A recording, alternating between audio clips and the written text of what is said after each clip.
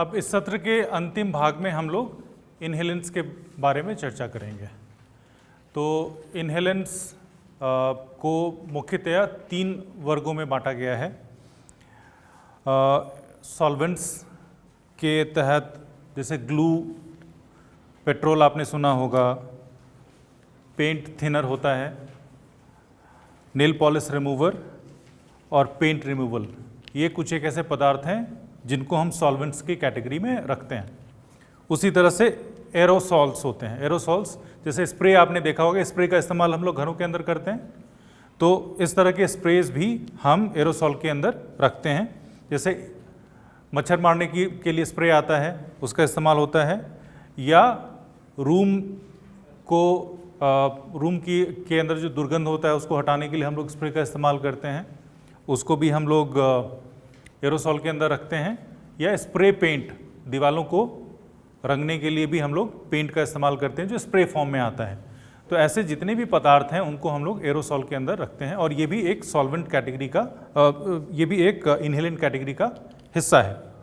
उसी तरह से गैसेस, सिगरेट लाइटर के अंदर जो फ्यूल का इस्तेमाल होता है, ये सारे ऐसे पदार्थ हैं जो इनहेलेंट्स कैटेगरी के अंदर आते हैं, और इसका इस्तेमाल आपको अमूमन देखने को मिलेगा। और ज़्यादातर जो छोटी उम्र के बच्चे हैं उनके बीच में इसका इस्तेमाल आता हुआ दिखता है। कॉमनली हम अगर इनको अलग अलग नामों से जानने की बात करें तो फ्लूइड, थिनर, नेल पॉलिश, सुलोचन की बात हुई, ग्लू की बात हुई, ट्यूब की बात हुई, solvent, whitener, sniffer, solution, सफ़ेदा, petrol, Iodex, इरेजेक्स, इन सब नामों से हम लोग इनहेलेंट्स को जानते हैं। अगर कोई व्यक्ति इस नाम का इस्तेमाल कर रहा है तो इसका मतलब है कि हम लोग यहाँ पर वोलेटाइल सॉल्वेंट्स की बात कर रहे हैं या इनहेलेंट्स की बात कर रहे हैं। ठीक है। आमतौर पर वोलेटाइल सॉल्वेंट्स को सांस द्वारा लिया जाता है। तो जैसे अलग अलग पदार्थों को लेने के तात्कालिक और दीर्घकालिक प्रभाव होते हैं, उसी तरह से इनहेलेंट्स को लेने के भी तात्कालिक और दीर्घकालिक प्रभाव हमारे शरीर के ऊपर देखने को मिलते हैं। अगर मैं तात्कालिक प्रभाव की बात करूं तो पहला प्रभाव जो आपको देखने को मिलेगा, मस्तिष्क और शरीर के बीच में जो समन्वय है उसमें आपको कमी होती हुई नज़र आएगी। देखने में धुंधलापन आपको नज़र आएगा, आप सही तरीके से देख नहीं पाते हैं, और ये इनहेलेंट्स को लेने के जो नुकसान हैं उसको दर्शाता है।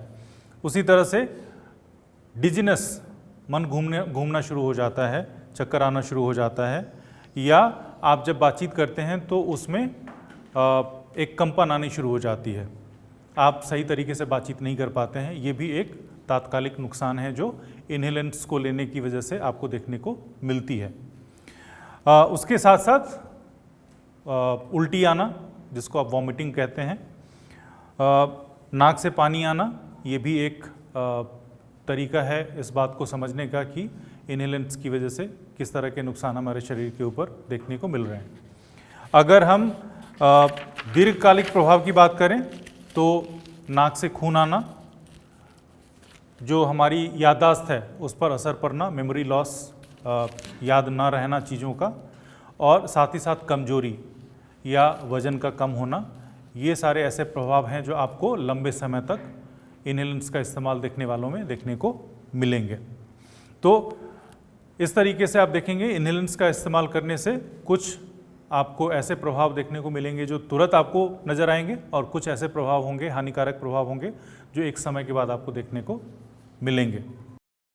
वोलेटाइल सॉल्वेंट्स लेने वाले व्यक्तियों में इसके दीर्घकालिक प्रभाव देखने को मिलते हैं, जैसे कि ऐसे व्यक्ति कम समय तक अपना ध्यान केंद्रित रख पाते हैं, इनकी खून सी लाल आँखें हो जाती हैं, और कभी कभी इसकी वजह से अंधापन भी हो सकता है।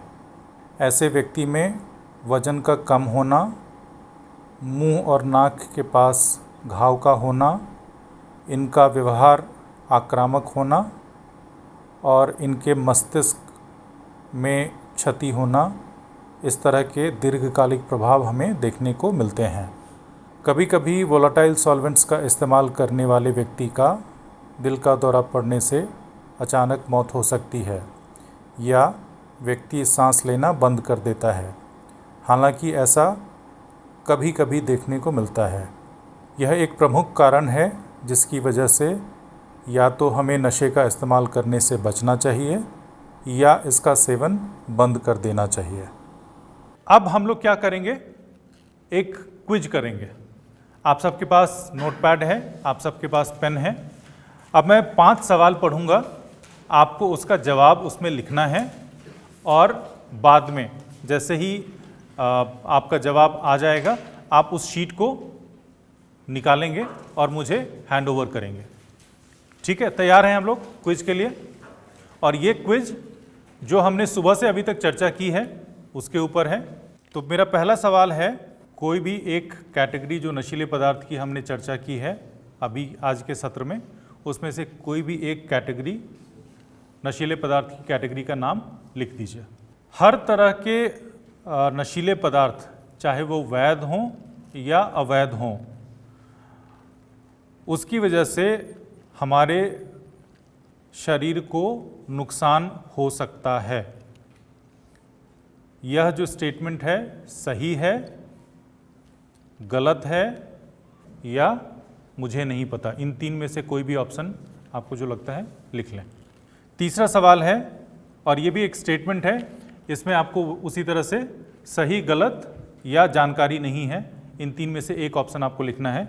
और मेरा स्टेटमेंट है, जितनी कम उम्र में हम तंबाकू का इस्तेमाल करेंगे उसके ज़्यादा इस्तेमाल की संभावना ज़िंदगी में या रेगुलर इस्तेमाल की संभावना ज़िंदगी में उतनी ज़्यादा बढ़ जाएगी। मेरा चौथा सवाल है, कौन सा नशीला पदार्थ है जो लोगों को तंबाकू के ऊपर निर्भर बनाता है? हो गया। मेरा आखिरी सवाल है, अल्कोहल का इस्तेमाल उन लोगों में जो 18 साल से कम उम्र के हैं, उनके मस्तिष्क के विकास पर असर डाल सकता है। ऐसे लोग जो 18 साल से कम उम्र के हैं और अगर अल्कोहल का इस्तेमाल करते हैं तो उनके मस्तिष्क के विकास पर इसका असर पड़ सकता है। सही, गलत या जानकारी नहीं, इन तीनों में से जो भी ऑप्शन आपको सही लगता है आप लिख लें। जो भी आपने जवाब लिया है, लिखा है, आप मुझे दे दें। नाम लिखने की ज़रूरत नहीं है। कोई और ऐसे हैं जिनका रिस्पॉन्स शीट नहीं आया मेरे पास? तो हम लोगों ने आपसे अभी 5 सवाल पूछे थे और 5 के जवाब आपने हमें लिख कर दिए हैं। अब हम लोग इसका जो सही जवाब है उसको समझने की कोशिश करते हैं, ताकि इस सत्र को ख़त्म करने के पहले आपको अंदाज़ा हो कि इन 5 सवालों के सही जवाब क्या हैं। तो पहला सवाल था कि 3 जो कैटेगरी नशीले पदार्थों की बताई गई है उनमें से एक कैटेगरी का आपको नाम लिखना था। कितने लोगों ने लिखा? कोई एक बताएंगे क्या लिखा? अल्कोहल। अल्कोहल लिखा। और सर टबैको। टोबैको। हमने जब वर्गीकरण किया था तो शुरू में हमने क्या कहा था? डिप्रेसेंट है, स्टिमुलेंट है और हेलुसिनेशन है। ठीक है, तो आपको क्या लिखना था इसमें? जब इसका सही जवाब क्या है? डिप्रेसेंट, स्टिमुलेंट और हेलुसिनेशन। ये 3 वर्ग हैं जिसके अंदर हम अलग अलग नशीले पदार्थों को वर्गित करते हैं। तो हमारा जवाब क्या होगा? अगर कोई एक कैटेगरी लिखनी है मुझे तो या तो मैं डिप्रेसेंट लिखूंगा या स्टिमुलेंट लिखूंगा या हेलुसिनेशन लिखूंगा। ठीक है।